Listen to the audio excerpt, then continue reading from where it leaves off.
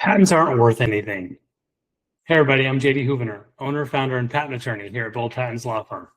Not true, but I do want to clarify. This is a classic objection, and it's probably what you're thinking, is patents aren't worth anything. I'm not going through this process. Well, unfortunately, it is true that many patents are not, and they're worthless because they were not gathered in the right way.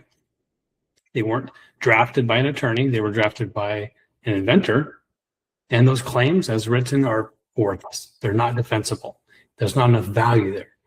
Sometimes patents are worthless because an inventor goes through the whole process of getting a patent and then gives up on the idea. Can't commercialize it. Didn't have a business plan to back up the patents. Lots of different reasons why patents themselves might get a bad rep. So I'm here to dispel that a little bit. And that if you do it the right way, patents can be the heart of your business, the cornerstone, and incite a lot of actual real value, return on investment that you're looking for. Here's some perspective. A patent isn't valuable because it exists. A patent is valuable because of what it controls. Patents drive acquisitions, anchor valuations, enforce licensing deals, and produce real power and confidence, not to mention for the inventor, for the technical founder like you. Let's look at 3 real-world inventors, businesses that started as technical founders. Maybe someone just like you can resonate with some of these stories. Jan Koum, the founder of WhatsApp. When Facebook acquired WhatsApp for $19 billion, a significant part of the valuation was tied to its messaging infrastructure and its IP assets. The technology, protected and owned, justified the price. So yeah, patents can be worth billions.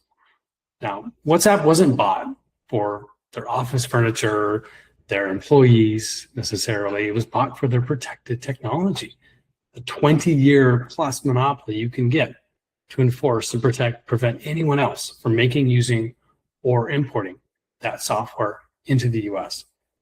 Second example, Kevin Stystrom of Instagram. Instagram had just 13 employees when Facebook bought it for $1 billion.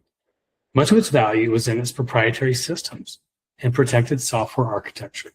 Now, some of those were trade secrets, right? Source code governed by copyright law and overall exclusionary confidential employment agreements.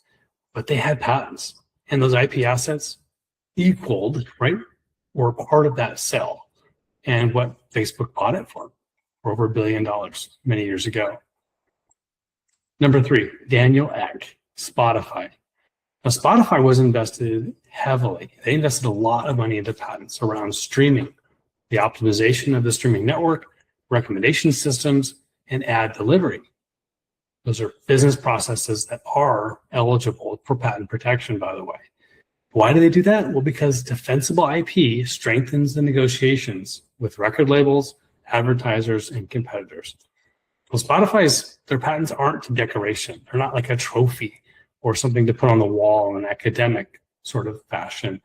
They're negotiation leverage. They're part of what make up the value, the tangible accounting, bookkeeping, dollar amount value that maybe another company would be able to pay for someday.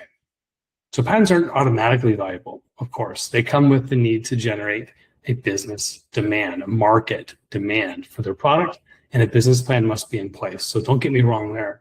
These founders of these companies that are now household names didn't get there by just getting patents alone. So don't make that mistake. Don't end up with a worthless patent. Prove a lot of the people wrong and show how yours can make a real difference in the world. I'm JD Houvener, wishing you an awesome day. Go big, go bold.